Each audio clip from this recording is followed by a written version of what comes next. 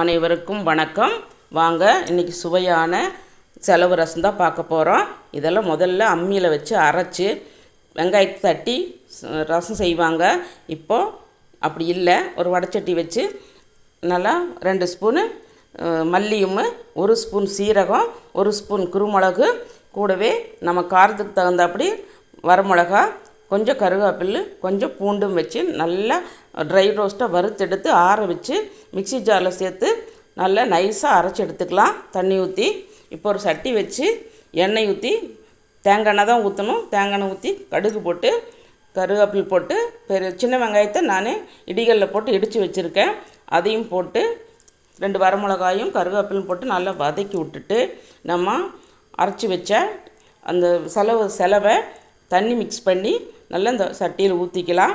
ஊற்றி நமக்கு தேவையான அளவு தண்ணியை ஊற்றி கூடையே மஞ்சத்தூள், இதுக்கு தேவையான அளவு உப்பும் சேர்த்து நல்லா பெருங்காயத்தூள் கொஞ்சம் போட்டு நல்லா கொதிக்க ஸ்டேஜில் மல்லித்தலையை தூவி இறக்குனா சுவையான சூப்பரான செலவு ரசம் ரெடி. இது சளி, காய்ச்சல், இருமல் எல்லாத்துக்கும் கேட்கும். நல்லா சூடாக ஒரு டம்ளர் இந்த ரசம் குடித்தோம்னா தொண்டைக்கு ரொம்ப இதமாக இருக்கும்.